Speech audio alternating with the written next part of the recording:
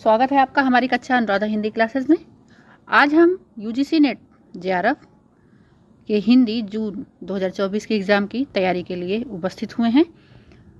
अयोध्या सिंह उपाध्याय हरिऔध जी का बहुत ही चर्चित कविता है प्रियप्रवास, जिसका प्रथम सर्ग आपके यूजीसी नेट में लगाया गया है। आज उस कविता को कंप्लीट कराया जाएगा।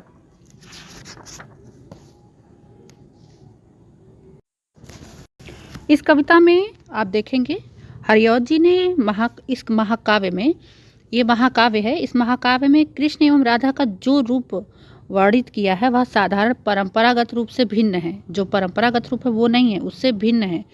कृष्ण का चरित्र जन साधारण के लिए है। ये प्रश्न बना भी है कि इसमें जो चरित्र है कृष्ण जी का वह कैसा है, तो वो जन साधारण है और एक प्रेरणा स्रोत के रूप में भी है। और द्विवेदी युग में देश प्रेम, स्वाधीनता, विश्व बंधुत्व, मानवतावाद और सुधारवाद की जो लहर चली, उसका स्वर आप देखेंगे इस प्रियप्रवास महाकाव्य में संपूर्णतः दिखाई पड़ता है। तो चलिए बढ़ते हैं कविता की तरफ, कविता को संपूर्ण करते हैं। हमारे चैनल पे आप नए हैं तो सब्सक्राइब कीजिएगा। प्लेलिस्ट बनाई गई है यूजीसी नेट की, यूनिट 1 से लेकर 10 तक में अधिकतर कविताएं कराई जा रही हैं। अगर आपका इस बार नेट नहीं हुआ है तो फिर से एक प्रयास करिए, परिश्रम करिए, मेहनत से ज़रूर आपकी मेहनत से ही आपका नेट जेआरएफ क्लियर होगा। अगर बार बार जेआरएफ में कुछ नंबर से रह जा रहे हैं तो फर्स्ट पेपर पे ज़्यादा फोकस करिए, क्योंकि फर्स्ट पेपर में लगभग 30+ क्वेश्चन सही रहेंगे, आप आराम से जेआरएफ निकाल लेंगे। तो चलिए आगे बढ़ते हैं। प्रथम सर्ग द्रुत विलंबित छंद से संबंधित है। ठीक, ये प्रश्न आ भी चुका है और यही पद देकर पूछा गया था कि उपर्युक्त पंक्तियों में कौन सा छंद है। दिवस का अवसान समीप था, गगन था कुछ लोहित हो चला, तरु शिखा पर अब राजती, कमलिनी कुल वल्लभ की प्रभा। बहुत ही सुंदर पंक्तियाँ। संदर्भ अगर हम देखेंगे तो प्रियप्रवास कृष्ण कथा पर आधारित महाकाव्य है। कृष्ण जी भोर होते ही ग्वाल बालों के साथ गाय चराने के लिए जाते थे और संध्या होते ही, शाम होते ही लौट आते थे। आज भी कृष्ण का आगमन दिखाने के लिए पृष्ठभूमि के रूप में कवि ने सांध्यकालीन प्रकृति का सजीव एवं मनोहारी वर्णन किया है। पंक्तियों में आप देख ही रहे हैं, सांध्यकालीन बेला की बहुत ही अनुपम छटा बिखेरी गई है। प्रसंग देखते हैं हम। दिन समाप्त होने को था, आकाश कुछ रक्ताभ हो चला था, रक्त की तरह लाल और पीला उसमें मिश्रण था। कमिलनी के वंश अथवा समूह के स्वामी सूर्य की किरणें अब पेड़ों की चोटी पर अलंकृत हो रही थी। अर्थ हम देखते हैं इस कविता का, बहुत ही जरूरी है। पंक्तियां देकर पूछी जाती हैं कि इसका कौन सा अर्थ सही होगा। प्रियप्रवास ब्रजांगनों का करुण गाथा से संबंधित महाकाव्य है। अतः कवि ने महाकाव्य का प्रारंभ भी आशा से न करके निराशा की तूलिका से किया। सूर्य का अस्ताचलगामी होना तथा कमिलनी के कुल को छोड़कर जाने का संकेत करना करुणा की इसी दशा की ओर अभिप्रेरित करता है। यदि व्यंजना का सहारे लेकर इस प्रकृति वर्णन से कथा का संकेत लिया जाए तो सूर्य, कृष्ण एवं कमिलनी कुल वर्जांगनाएं प्रतीक होंगी। सूर्य एवं कमलिनी का अभी बिछुड़न नहीं हुआ है, अपितु होने को है, मतलब होने ही वाला है। अगला पद है दूसरा, इसमें भी द्रुत विलंबित छंद है। विपिन बीज विहंगम वृंद का कल निनाद विवर्धित था हुआ, ध्वनिमयी विविधा विहागवली उड़ रही नभ मंडल की मध्य थी। पंक्तियां बहुत ही इंपॉर्टेंट है, पेपर में आई हुई हैं। प्रसंग देखेंगे। संध्या के समय पक्षी दाना पानी से निवृत्त होकर अपने अपने स्थान पर जाते हैं। इसी का सजीव एवं मनोहारी चित्र यहाँ पर किया गया है।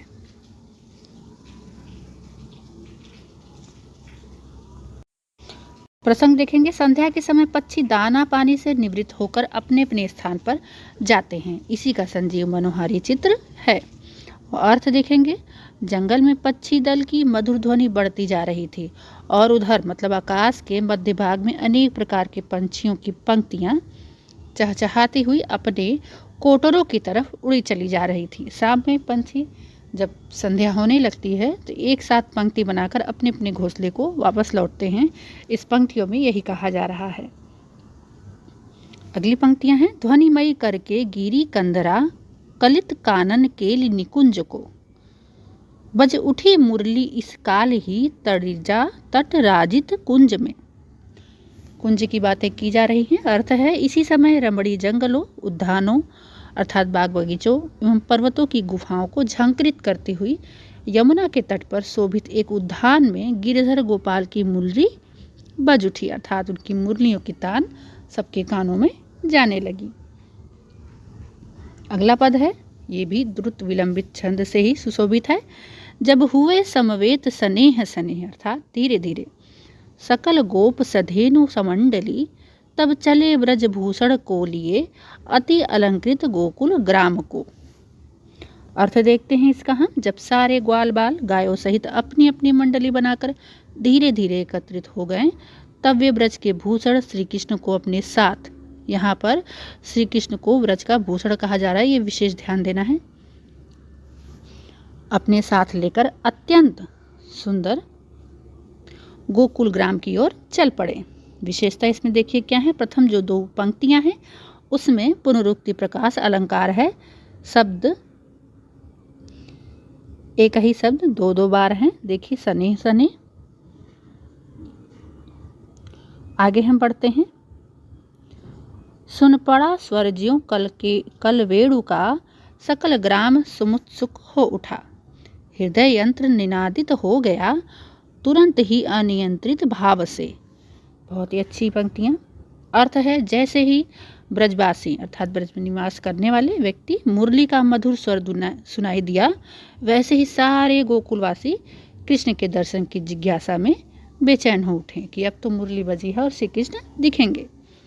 कृष्ण आगमन जनित प्रसन्नता के अतिरेक से इतने प्रसन्न हो गए, उत्साहित हो गए कि उनकी हर तंत्री अनियंत्रित भाव से निनादित हो उठनी, अर्थात वो श्री कृष्ण में कृष्णमय हो गए पूरे तरह से।